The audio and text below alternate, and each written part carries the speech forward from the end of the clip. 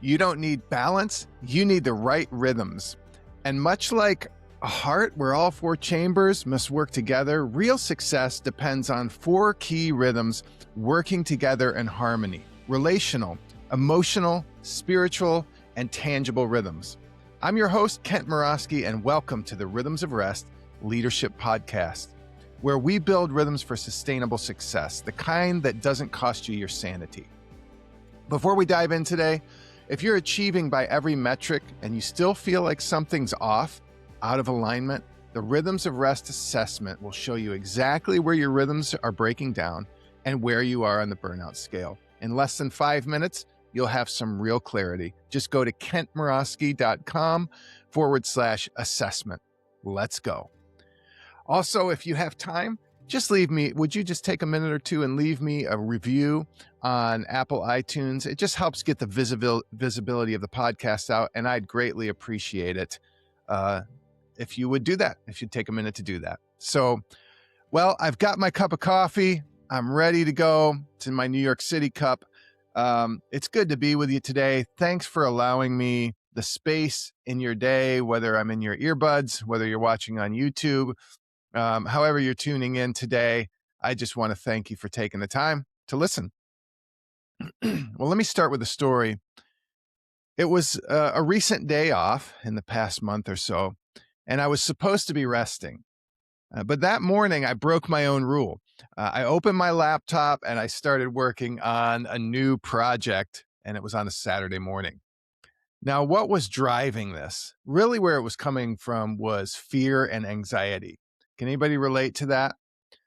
Earlier that week, I found out one of my long-term coaching clients was going to be wrapping up in the next month, and I didn't have someone to replace him. I didn't have anybody in the pipeline, and still don't at this point.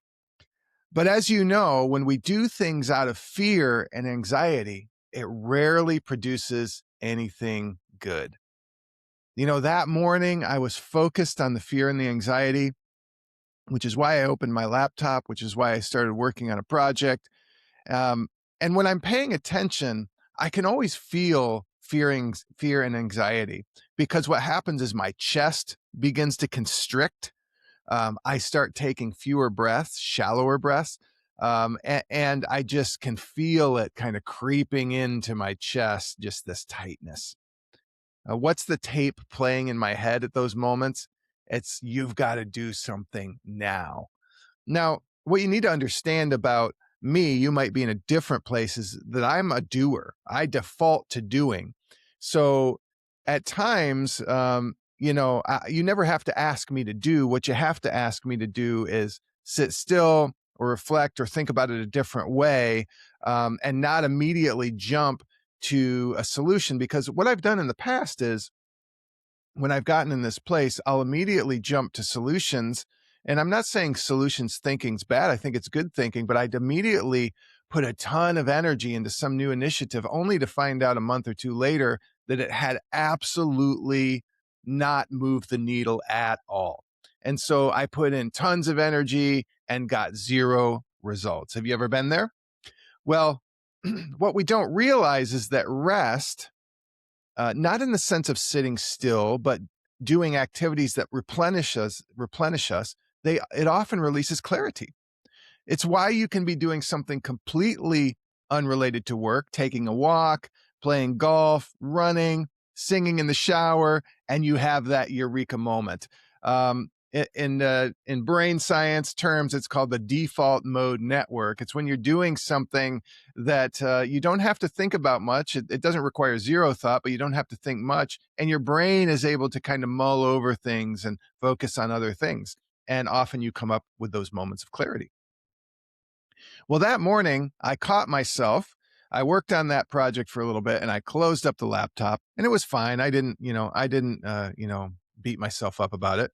But instead, I decided to do something with my hands. I decided to propagate a few new plants. Now, to be fair, I've killed my fair share of plants. Like the time I tried to trim the roots of a plant like you would trim somebody's hair, and that really didn't pan out so well. The plant shrank and I had to nurse it back to life, and it's still not the same. Um, I've tried gardening. That didn't go very well either. I live in a subdivision HOA, so we're not allowed to have a garden here. And funny story, my son and I, well, he's 13. I decided to rent a garden plot in the local town where I live, and it was an annual garden plot, so you had to like build the fence around it. They had perennial ones too, where the fence could stay up, but in ours, we had to build it around this 20 by 20 plot. It took us 2 Saturdays, much to my son's chagrin, and then we were going on a cruise for my mom's 80th birthday. And when we came back 7 or 8 days later, or whatever it was, we went back to the garden plot and it was overgrown with weeds. And we just abandoned the whole project. We were like, we can't. Not only now did we have to build this doggone fence, but now we've got to pluck 1.5 feet of weeds, and then we haven't even got to planting yet. So all that to say, I've had my fair share of failures with plant life and garden life. But plants I've done better with. I've become somewhat of a plant dad, and I take care of the plants around the house. So why did propagating plants give me rest that day? Well, because I work with my mind most days, like many of you, coaching, writing, speaking, doing leadership. All of them at times can feel nebulous and intangible, but soil in your hands, roots taking hold, quiets the noise in the way, the noise of your mind in a way that other things can't. So if you get to see immediate results. You get to see tangible results. It's less cerebral. But the truth is, propagating those plants didn't solve the problem of, that I was having fear and anxiety about, but it did give my mind rest, which is exactly what I needed in that moment. Rabbi and philosopher Abraham Joshua Heschel said this. He said, if you work with your mind, rest with your hands. If you work with your hands, rest with your mind. He used the term Sabbath, which means to stop, which also can be translated rest. Most leaders believe that rest equals inactivity. And I want to just tell you flat out, that's a lie. Rest is actually many times, not all times, but many times active replenishment. It's doing the opposite of the thing that drains you all week. And even if you love your work, I'm not saying a bad draining, but by the end of the week, my brain is sort of is mental mush, and I need some rest, even regardless of the fact that I love what I do. Here's the hard truth: doing nothing is not restful for high capacity leaders, and it can actually create more anxiety. What are my go-tos? Well, I like to hike. I like walking. I take multiple walks a day. I like potting plants. I like having sex with my wife. I like organizing the garage. I like reading fiction and poetry and biographies on my day of rest rather than leadership and business and personal growth books. Those things are restful for me. What about you? I remember hearing about one leader who rests. The way he rests is by he got his flying license and he does jujitsu. See, rest is active replenishment. It's doing things differently from what you do all week that lets your brain and your mind rest in different ways, or your body rest in different ways. Your brain needs the opposite of what it does all day. Now, this newsletter, this podcast this particular episode, I should say, sits at the intersection of 2 of 4 of the core rhythms. And understanding how they work together is the whole point. Remember, I shared at the beginning, rhythms of rest is relational rhythms, emotional rhythms, spiritual rhythms, which could be faith or a philosophy of life, and then tangible rhythms, your eat, sleep, and exercise, your work, and your finances. So this particular episode sits at the intersection of 2, emotional rhythms and spiritual rhythms. Let's take emotional rhythms first. Emotional rhythms really refer to creating space to process, to reflect, to heal, to feel, and to grow instead of just constantly pushing through everything, which is what we normally do. When I had my fall down on the floor nervous breakdown when I was 27 years old, The reason I had that is because I just kept pushing through. And I did that until I couldn't push anymore, and I fell down on the floor instead. Um, but the keystone rhythm here, see, each of these four rhythms, the REST, has a keystone rhythm. And I drew that from Charles Duhigg's The Power of Habit.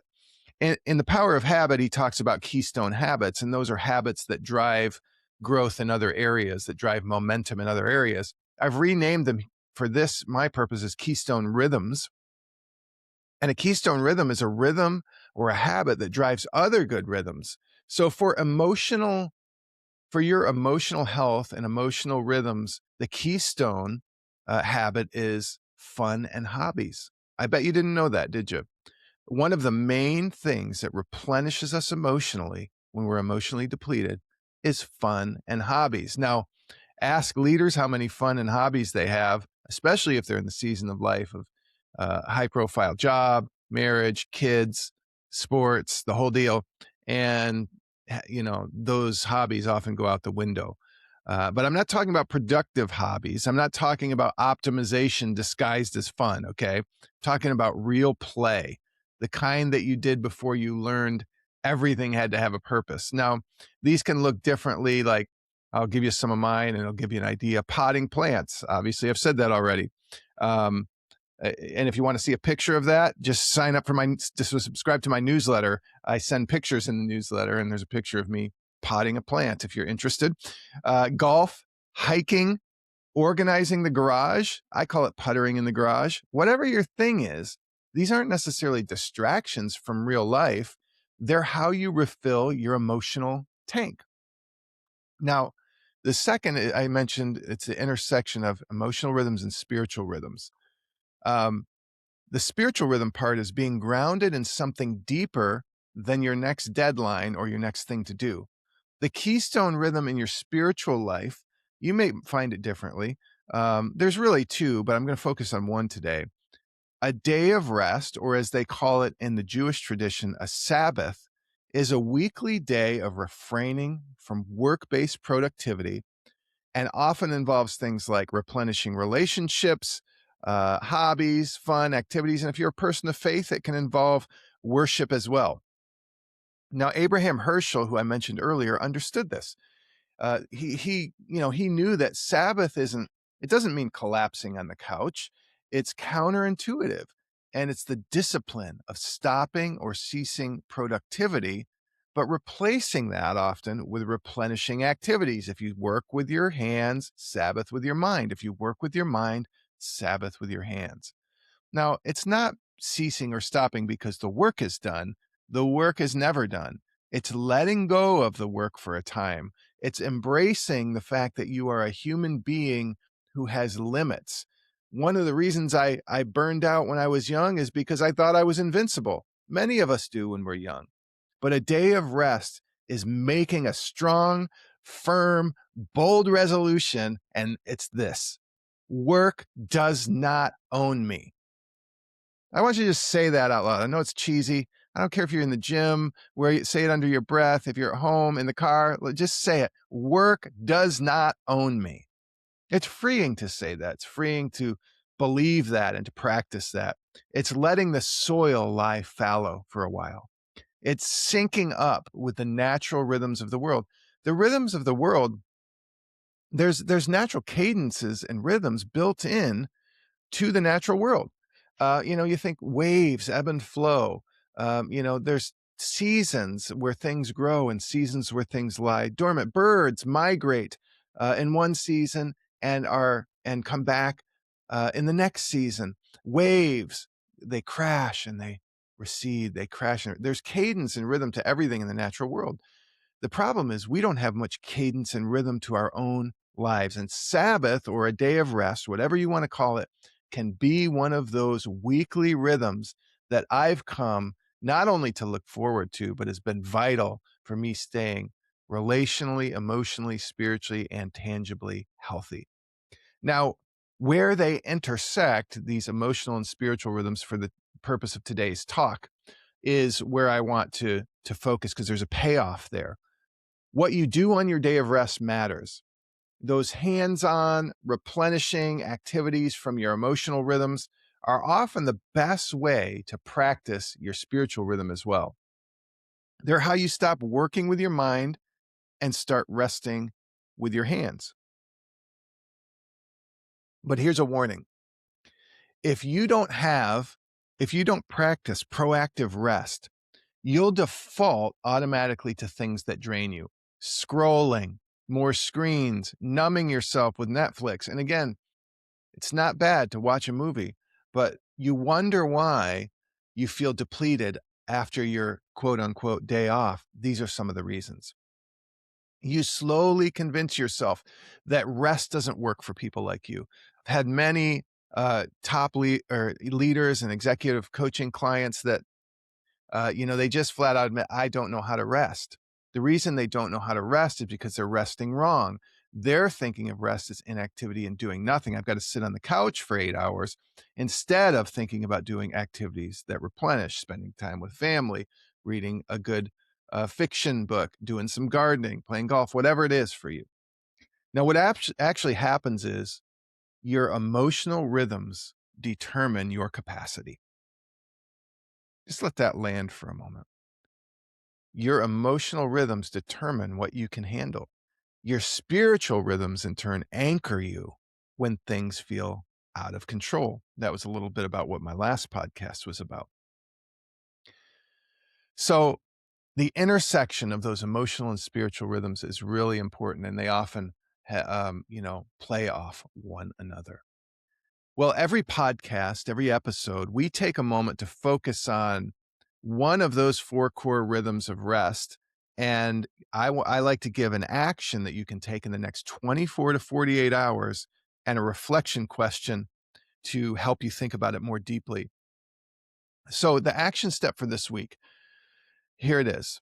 I want you to think about what you do all week in your leadership. And first, identify, are you working with your hand or your mind? Are you working with your hands or your mind? Okay, you got that answer? You know right off the bat, you know what kind of work you do. Now I want you to apply Heschel's wisdom. If you work with your mind, rest with your hands. If you work with your hands, rest with your mind. So here's what I want you to do. Identify one, just one, okay? One specific activity that's opposite from what you do all week. Something that genuinely replenishes you and it's not just a placeholder. It doesn't just fill time. And I want you to put it on your calendar for your next day of rest. Okay. If you don't have a day of rest scheduled, just schedule the activity and that can be the anchor for your day of rest. And I want you to protect it like a meeting with your biggest client. It's that important. And just put it on your calendar, protect it. And then if you need to make a call to invite somebody or talk to your wife or your husband or whatever that is, just do it. So, example, if you're in back-to-back meetings all week, don't rest by listening to a podcast. Build something, garden, cook, work with your hands. If you're doing physical labor all week, rest might be reading or journaling or some quiet reflection or, something else. Here's a reflection question for this week. And I want you to just really take a moment to think about this because this is the truth when we often default to productivity. You ready for it? What are you avoiding by staying productive all the time? Is it fear? Is it pressure? Is it that relationship that you know needs tending to? See, productivity can become a default for avoiding more important things. I want to suggest something different altogether. Do something that replenishes you instead of reaching or reacting out of fear and avoidance. That's a big one. Now, here's what I want you to do. Don't just listen and move on, okay? Leave a comment for me on YouTube.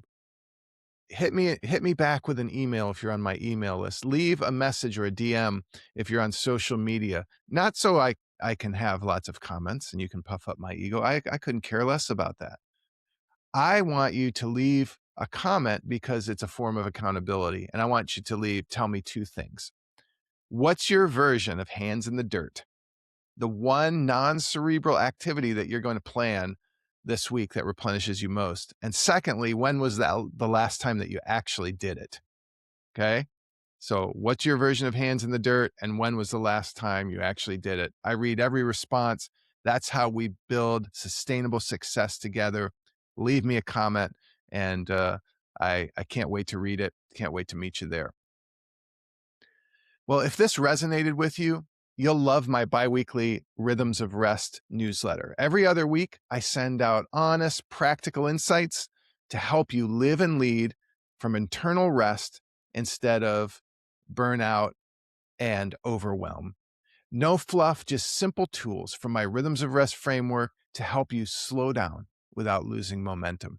Just go to kentmorosky.com/newsletter to sign up. It's absolutely free, and you'll be the first to hear about exclusive offers and get, from time to time, get some bonus content as well. Have a great week.